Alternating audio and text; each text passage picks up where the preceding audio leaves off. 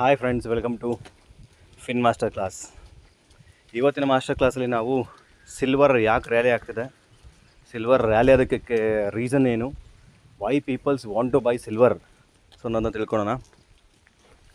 So what drives silver rise ಆಗೋದಕ್ಕೆ ಏನು drive ಮಾಡ್ತಿದೆ ಅಂತ ತಿಳ್ಕೊಂಡ್ರೆ, ಸಿಲ್ವರ್ ಪ್ರೈಸ್ ಬಂದುಬಿಟ್ಟು ಈ ಪರ್ಟಿಕ್ಯುಲರ್ ಫೈನಾನ್ಷಿಯಲ್ ಇಯರಲ್ಲಿ ಅರೌಂಡ್ 64% ಜಂಪ್ ಆಗಿದೆ last 1 ಇಯರಿಂದ.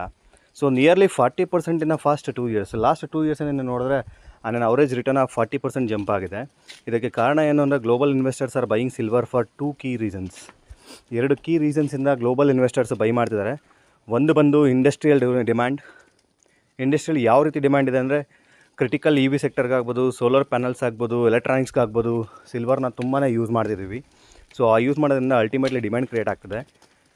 So global silver getting scare is demand.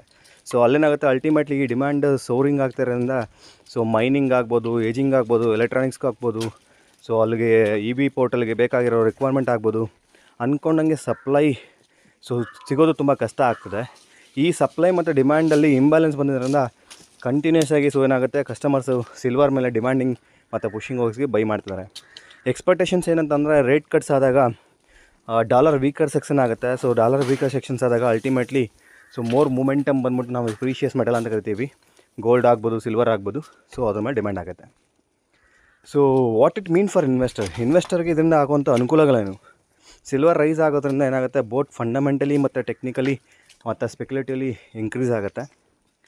So demand ಇರೋದ್ರಿಂದ ನ್ಯೂ ಏಜ್ ಇಂಡಸ್ಟ್ರಿಗಳು ಅಂದರೆ ನ್ಯೂ ಸೋಲಾರ್ ಎಕ್ವಿಪ್ಮೆಂಟ್ಗಳಾಗ್ಬೋದು, ಮತ್ತು ultimately so new driven in the market ಆಗೋವಂಥ ಕಂಪ್ನಿಗಳು ಲಾಂಗ್ ಟರ್ಮ್ಗೆ ಪಾಸಿಟಿವ್ ಇರುತ್ತೆ.